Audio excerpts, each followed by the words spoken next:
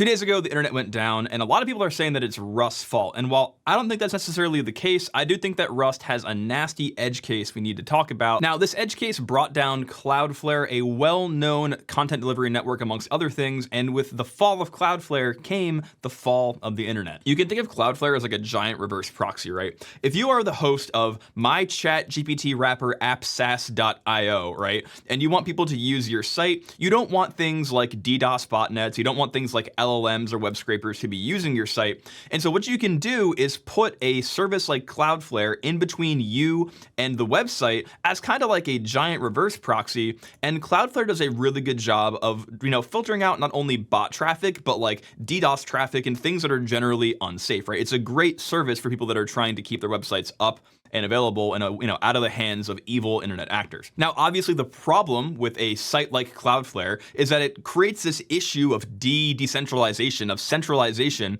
where if Cloudflare goes down, the websites that depend on Cloudflare also go down with it. Again, like my example before was that the website down detector, literally the site that is used to tell you if websites are down, went down because Cloudflare is, I guess, the front end for down detector, and it crashed with it. And so I propose that someone buy, or someone already bought it, but I want to buy it off of them, downdetector.com, so we can detect if down detector is down. But that's a different conversation for a different story. Okay.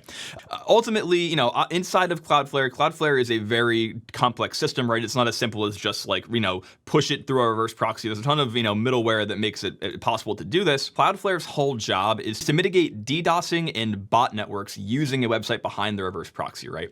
And so they have a system that's called bot management that uses this machine learning model that trains a reverse proxy on things that are or are not bots. Now, the model that gets trained on takes these things that are called features. It's basically a configuration file that helps the model learn what is or is not a bot. Now, ultimately, they made a change that for some reason in their database caused the feature file that gets pushed out to a bunch of the servers to have duplicate feature rows, right? And the issue is that it had over 200 feature rows, which was a hard put limit.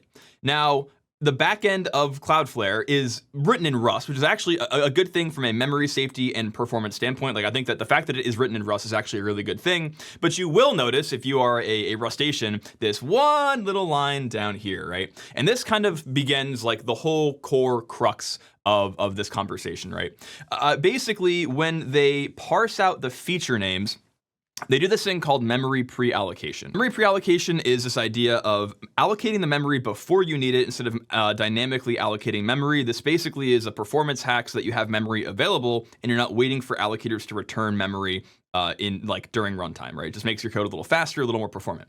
And so the issue in this code is that they had a hard set limit of 200 feature names. Now, if you're not a Rustation, if you don't know how Rust works, this .unwrap in production code should scare you a little bit. This line of unwrap is causing a huge conversation in kind of like the Rust community right now. Let's go into why. Let's look at some Rust real quick, okay? So basically in Rust, you have these two types that allow for, basically two things to occur in each type, right? The types I'm talking about here are the option type and the result type, okay? In Rust, you have an option T, which basically is this generic type that can represent either some of the T type or none, right? This is for operations that can do nothing. Like you have an object that is allocated properly or you don't. Or maybe an operation returns a value through parsing or nothing is there. And then for operations that either can pass or can fail, you have the result type, where the result is a generic type of value and error. So you have these two types in here where one represents the case when the value passes or you get a good value from an operation, or the E is the type that is returned when the operation fails. So in our can do nothing case, the function returns none because the option can either be some or none, so nothing happened, right? So it's a none type. And then in the result case, this operation can fail, and for this example, it returns an error of a string, right? Just a static string operation. Now the issue with this generally is that in Rust, you have to code your program in a way that can handle both cases. If you want to get the result value, the V, you have to be able to retrieve it. And if you want to have an error, you have to also be able to retrieve that. The problem with this code is the use of the unwrap function. The unwrap function does this really dirty thing, and I'll go into why I think it's dirty here in a second, where if the If the underlying value is either a none or an error type, so none or error of something, this will just panic the code, right? The code runs, and then you see thread main panicked at source main rs line 17, which is this line here, because we tried to unwrap a value that was not sum or okay. And you can even see in the Cloudflare write-up, this is exactly what happened. They had thread FL2 worker panicked on the call of a result unwrap on an error value. Now, from a programming perspective, from a programmatic perspective, I think this is actually a very beautiful feature of Rust. I love the result type. I love the option type. It gives you this concept of a null, like a nothing value, without it having to be a pointer, right? Or it being some weird number. It is just an object that means nothing. And then in the result case, you have values that can either come back as an okay type or an error type. In C, you do this weird thing where if the value is less than 0, it's bad, but if it's greater than 0, it's good. But also functions can like return indexes, so it's this weird kind of like overlay of values that are also errors. In Rust, the values and errors are separated by this typing. The one complaint that I have is the use of the word unwrap. To me, unwrap, if you read it as like a human person that doesn't have any Rust experience, this reads like, I'm going to open the result. If it has a good value, the value will come out. I will open the envelope.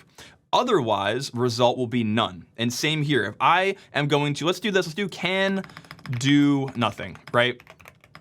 This returns none. I will run this and show you that it also panics. And by the way, guys, hashtag ad. If you guys want to learn to code in Rust, I do have a course called Foundations of Rust on my website. You can go get the course overview and the ownership and why, the borrow checker lesson for free if you want to kind of sample what you're getting on the site. So we'll see you over there. Let's keep going. It also panics. To me, unwrap looks like I'm going to look inside the envelope. I'm going to get the value. Otherwise, I'm going to get none.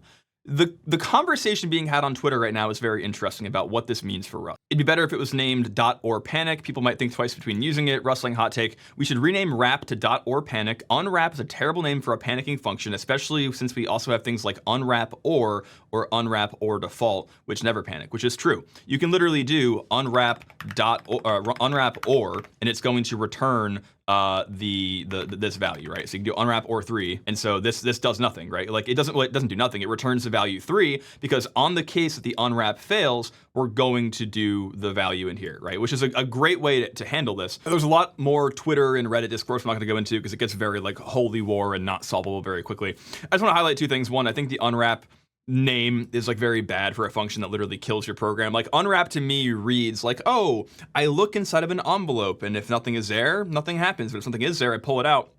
What unwrap actually does is you look inside of an envelope and if nothing is in there, it blows up in your face, which like not very good. Now that being said, unwrap, in my opinion, should never make it to production code. I think this should have been caught in a code review, but again, I don't understand the personal intricacies or the contract that is made amongst developers at Cloudflare, so maybe they have ways of dealing with this in other fashions, I'm not sure. But ultimately, like unwrap should never be in code that is critical. People are saying this is a memory allocation issue and that like they have to panic out because like memory allocation failed. I don't think it's a memory allocation fail, guys. I think literally what they said is they set a limit to 200, and then inside of the feature.append with names, I'm assuming this function has a, up until 200 limit, and if it gets out of 200, it returns an error, and they just didn't handle the error, right? I highly doubt that the infrastructure of Cloudflare is going to go on 200 features being allocated, right? This is a limit put in place to avoid unbounded memory consumption and pre-allocation, but it's not like, it's not happening. It's not like this is not them allocating all 64 gigs of memory from the system.